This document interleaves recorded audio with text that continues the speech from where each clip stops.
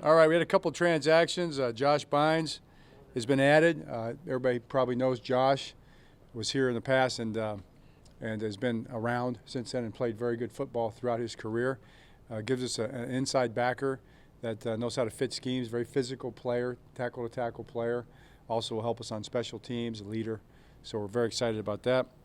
Jeremiah Ledbetter, a young defensive end, outside backer, added to the practice squad. And, of course, we released Tim Williams. So with that, what questions do you have? John, what was the impetus for releasing Tim Williams now at this point in the year?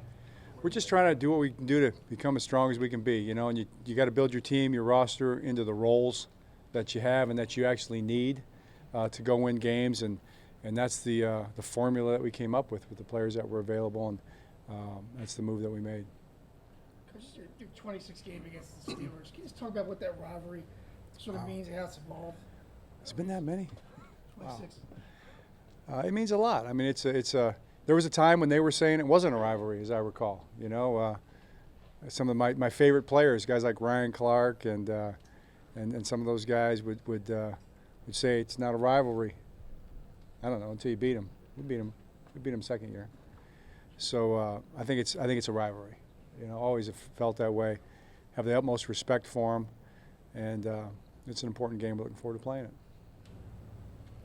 John, that's two inside linebackers signed in the last 3 days.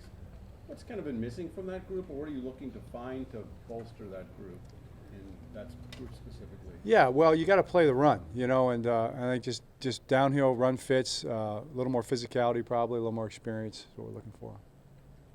John, along with that run, do you look at, like, all right, this play, this is why it didn't work, let's fix that, and go through it, or is it you also talk, look, this is our identity, this is who we are. We don't, as Ravens, allow, big running days. Is it a combo, or how do you approach it? It's both those things. Yeah, I think that's a great point. I mean, it's you have to look at the technicalities of it. That's what coaching is.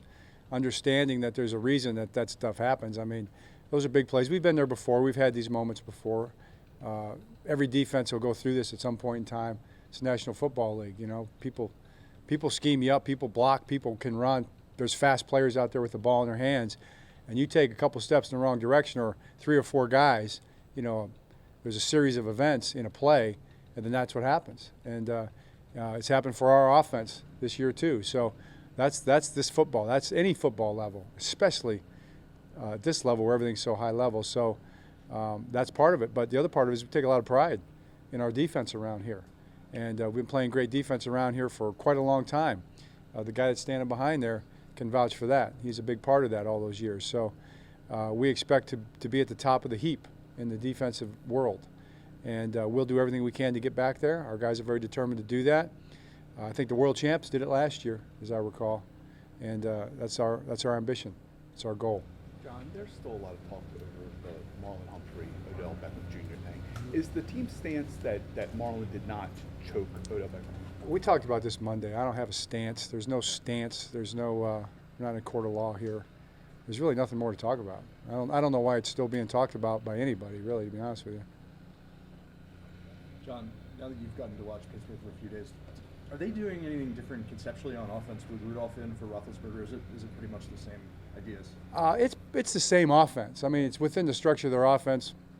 Steelers have a big playbook, you know, so they've got a lot of different directions they can go. They went to the Wildcat this last week, so they're going to come up with ideas. Whatever they need to do to move the ball, to try to score points, to try to win a game is what they'll do. That's what anybody does in a game plan. So I'm sure they'll try to. He's a young quarterback. He's got a lot of talent. They've got players around him. They'll try to utilize those guys as best they can, and I'm sure we'll see some things that we haven't seen. That's really not the concern as much as it is us doing our job, playing our defense the way we're supposed to play it. Everybody doing their assignments with physicality and speed and effort and great tackling, and play the ball well. So that's what we're focusing on.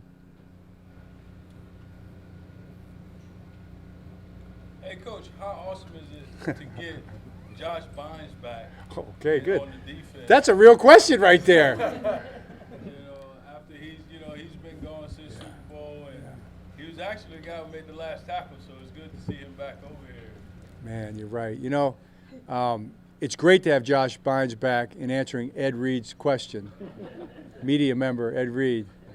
And because you know what, it ties us to that season, Ed. You know, it ties us to a little more with one more guy to that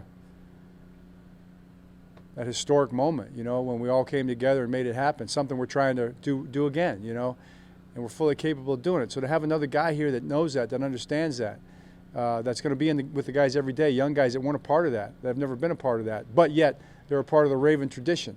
You know, they're becoming Ravens. One of the things that was said in the meeting today is you're not a Raven until you beat the Steelers. Well, we got some young guys that still need to beat the Steelers, you know, and I'm hoping that Ed Reed's going to talk to the team today at some point in time, have a word for him about that, right? You know, and help them understand that. But yeah, I think that's I think the ties to the tradition and what it means and how you do it and how you play is probably one of the most important parts of the whole deal. John, you were pretty consistent all offseason saying your belief in Matt Skura. That seems like he's had a pretty good start to the season. I guess, where have you seen him improve, and how have those improvements helped you what you guys want to do offensively as a runner and as a passer? Well, I mean, you know, Matt's earned the job, you know, and to your point, I mean, he's the starting center, and he's playing like a starting center. You know, he's establishing himself as a starter in there, and he's done a good job of it.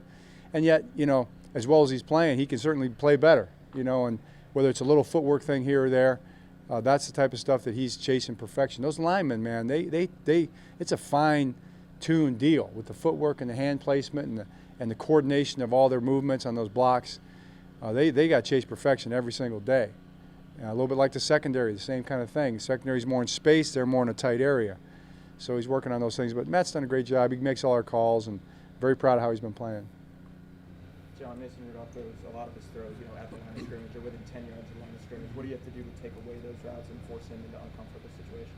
Well, you got to play your defense the right way. I mean, there's all three levels. There's quick game, there's screens, there's the intermediate level passes, and there's different versions of those. There's high-low, there are horizontal passes, there are crossing routes and mesh routes that you have to deal with, and then there are deep throws in all parts of the field that come off a drop back and play action. So, you know, they're gonna throw elements of all that. They're gonna, you know, try to figure out where we're gonna be vulnerable, and we can't be vulnerable. We just have to play our coverages the way they're supposed to be played, aggressively with confidence, and stop them. How do you go about scouting a quarterback that's as young as him and as fresh as him, and you know there's not a ton of tape out there on him? Oh, you watch the tape that you have. I mean, he is what he is. You know, the tape says it. I don't care if it's 1 game or 10 games or 100 games. You are what you are as a player. You are what the tape says you are. Okay? Oh, great. Thanks. Thank you.